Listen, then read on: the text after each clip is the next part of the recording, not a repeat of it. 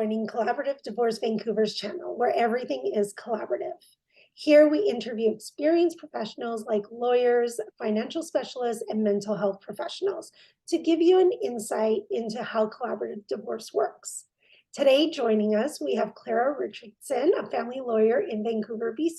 Thank you for joining us today. Thank you for having me.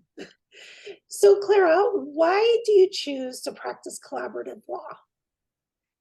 Well, as a family law lawyer, a big part of my job is to help couples who are separating navigate that process of separation. And that process is incredibly stressful. It's an incredibly stressful time for people. And so the reason that I choose to practice collaborative law is because it offers people a way to move through that incredibly difficult process with dignity, and by not having to fight with each other, and rather working together as a team to resolve the issues that come up. I believe that it's a very effective process for people, and it puts the couple in control of the process. They're not bound by court-imposed deadlines or a heavy load of court forms and paperwork. Rather, you can work at your own pace, whether that means you want to move a little bit quicker and be a little bit more efficient, or if you need a little bit more time and you need to slow the process down. Collaborative law holds space for the emotional side of divorce as well. And at the same time, the rule of law still needs to be upheld. And within the collaborative law process, a big part of my job is to advise my clients of their rights and their responsibilities under the law as they go through the process of separation and divorce. I'm glad you touched on your process.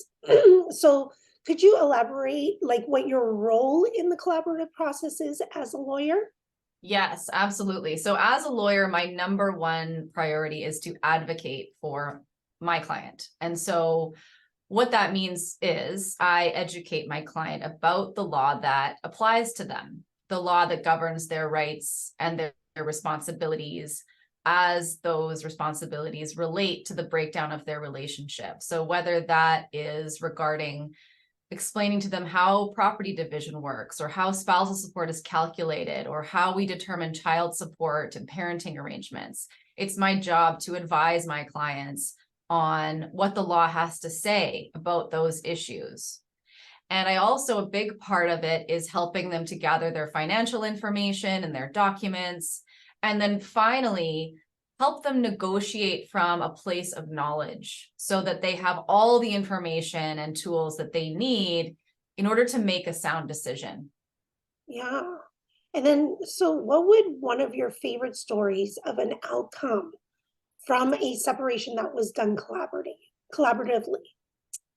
I don't know if there's one story that really pops out, but the overall story is that in general, I find that with my collaborative files, because I still do litigation as well, is with my collaborative files, people tend to be, the clients, both sides, tend to be a little bit more amicable, a little bit more cooperative with each other during the process, which can help the process be more efficient.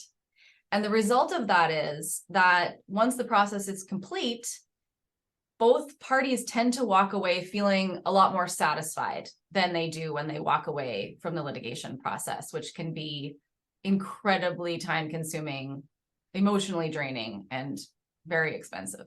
Yeah. And then is there an advice you would give to a best friend or a family member before they embarked on separation? Yes, I think if I was talking to my best friend and they told me that they were maybe thinking about separation, I would say to them, look, even if you're not separated yet, even if you're just thinking about it, it's a good idea to go and get some advice, some initial advice from a collaborative lawyer. That doesn't mean that you are going to go out tomorrow and sue your partner for divorce. What it is just information gathering.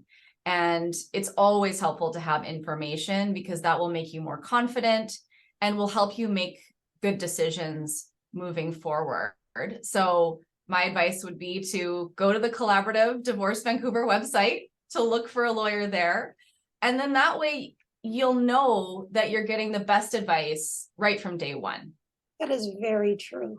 And Clara, before I let you go, is there anything else you would like to tell us about your experience? I would just say that in having practiced both in collaborative law and litigation, there's room for both processes.